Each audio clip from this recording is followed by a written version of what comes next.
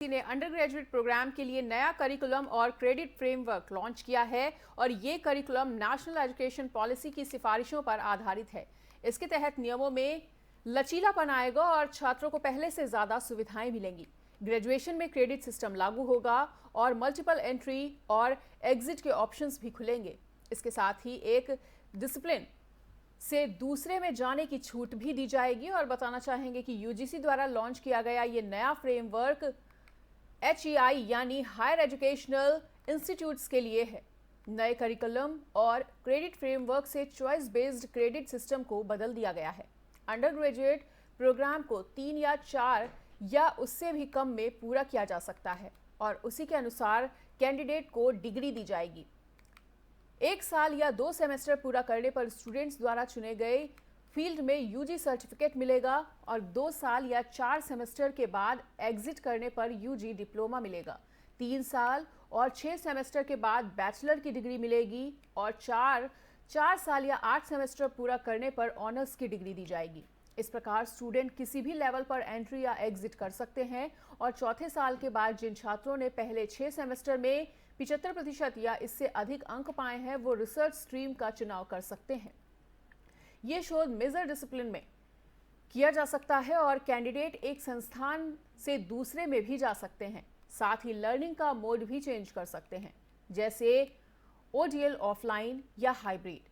Students को enrol होते हुए स्टडीज से ब्रेक भी मिल सकता है, लेकिन उन्हें अधिकतम 7 साल में डिग्री पूरी करनी ही होगी।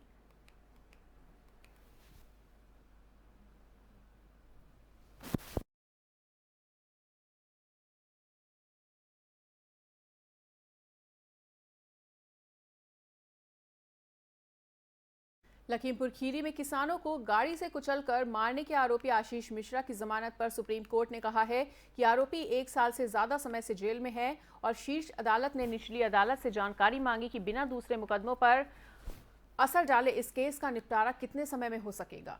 अगली सुनवाई 11 जनवरी को होगी और शीर्ष अदालत ने उत्तर प्रदेश सरकार से यह भी कहा है कि वो SUV में सवार 3 लोगों की हत्या के सिलसिले में दायर दूसरे मामले में स्थिति को लेकर एक हलफनामा दायर करें। इसी SUV से कथित तौर पर किसानों को कुचल दिया गया था और न्यायमूर्ति सूर्यकांत और न्यायमूर्ति कृष्ण मुरारी की पीठ ने कहा है कि आरोपी पीड़ितों और समाज सहित सभी पक्षों के हितों में संतुलन साधने की जरूरत है। पीठ ने आगे ये भी कहा कि हमें यह देखना होगा कि जो भी आरोपी 1 साल से अधिक समय से जेल के अंदर हैं, उनके भी अधिकार हैं। अब आरोप पत्र दाखिल कर दिया गया है और आरोप तय किए जा चुके हैं। पीड़ितों और गवाहों के भी अपने अधिकार हैं, यहाँ तक कि समाज भी मामले में रुचि रखता है। अब हमें मामले में सभी के अधिकारों को संतुलित करना होगा। और पीठ ने कार सवार लोगों की हत्या के दूसरे मामले की सुनवाई कर रहे अतिरिक्त जिला और सत्र न्यायाधीश से यह भी कहा कि वो आरोप तय करने की वांछनीयता पर विचार करें।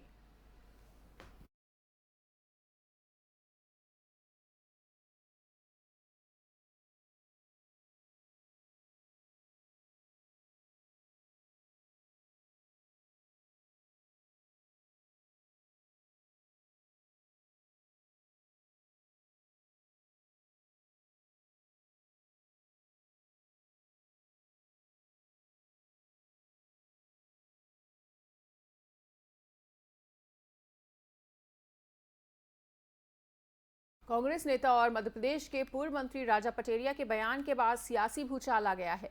दरअसल राजा पटेरिया ने पीएम मोदी को लेकर विवादित बयान दिया और उन्होंने लोगों को संबोधित करते हुए कहा कि अगर संविधान बचाना है तो पीएम मोदी की हत्या के लिए तत्पर रहो। हालांकि विवाद बढ़ने के बाद उन्होंने माफी मांग ली है। उन्होंने कहा है कि मेरे बयान को गलत तरीके से पेश किया गया।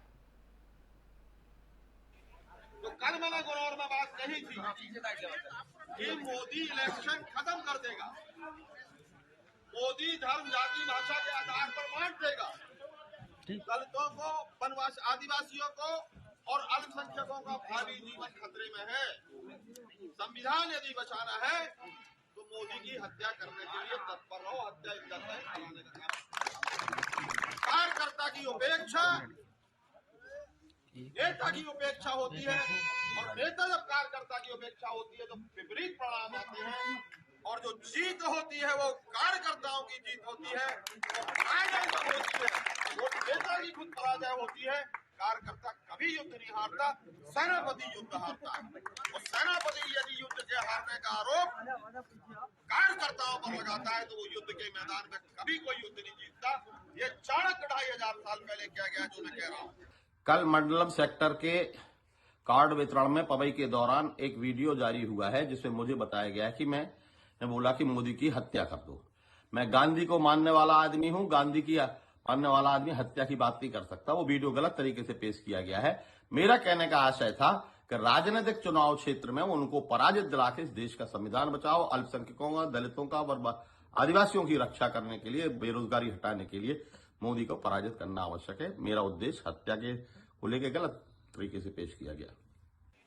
तो कल मैंने गुरौर में बात कही थी कि मोदी इलेक्शन खत्म कर देगा, मोदी धर्म, जाति, भाषा के आधार पर बांट देगा, दलितों को, वनवासी, आदिवासियों को और अल्पसंख्यकों का भावी जीवन खतरे में है। संविधान यदि बचाना है तो मोदी की हत्या करने के लिए तत्पर रहो। हत्या कराने का काम। कार्यकर्ता की उपेक्षा नेता की उपेक्षा होती है, और नेता जब कार्यकर्ता की उपेक्षा होती है तो विपरीत परिणाम आते हैं। और जो जीत होती है वो कार्यकर्ताओं की जीत होती है, और पराजय जब होती है वो नेता की खुद पराजय होती है। कार्यकर्ता कभी युद्ध नहीं हारता, सेनापति युद्ध हारता है। और सेनापति यदि युद्ध के हारने का आरोप कार्यकर्ताओं पर लगाता है तो वो युद्ध के मैदान में कभी कोई युद्ध नहीं जीतता।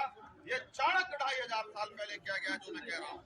कल मंडलम सेक्टर के कार्ड वितरण में पवई के दौरान एक वीडियो जारी हुआ है जिसमें मुझे बताया गया है कि मैंने बोला कि मोदी की हत्या कर दो। मैं गांधी को मानने वाला आदमी हूं, गांधी की मानने वाला आदमी हत्या की बात नहीं कर सकता। वो वीडियो गलत तरीके से पेश किया गया है। मेरा कहने का आशय था कि राजनीतिक चुनाव क्षेत्र में उनको पराजित दिला के इस देश का संविधान बचाओ, अल्पसंख्यकों का, दलितों का और आदिवासियों की रक्षा करने के लिए, बेरोजगारी हटाने के लिए मोदी को पराजित करना आवश्यक है। मेरा उद्देश्य हत्या के को लेकर गलत तरीके से पेश किया गया। कांग्रेस नेता राजा पटेरिया के बयान पर बीजेपी ने आक्रामक रुख अख्तियार कर लिया है और केंद्रीय मंत्री प्रहलाद पटेल ने कहा है कि राजा पटेरिया का बयान एक अपराध है और उनके ऊपर कार्रवाई की जानी चाहिए। तो वहीं मध्य प्रदेश के गृह मंत्री नरोत्तम मिश्रा ने भी एफआईआर के आदेश दे दिए हैं। मध्य प्रदेश के पूर्व मंत्री राजा पटेरिया का प्रधानमंत्री के विरुद्ध बयान अक्षम्य अपराध है। अगर राजा पटेरिया अपने आप को विक्षिप्त घोषित भी कर दें तब भी वो इस अपराध से बचने नहीं चाहिए।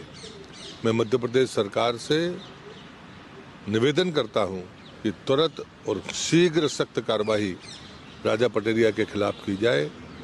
संविधान को चुनौती जैसे देना जैसे अपराध राजा पटेरिया ने किया। दरअसल आदरणीय पटेरिया जी के बयानों को मैंने सुना, उससे स्पष्ट हो रहा है कि अब ये महात्मा गांधी जी की कांग्रेस नहीं है, उन्होंने खुद ही समाप्त कर दिया था आजादी के बाद। ये इटली की कांग्रेस है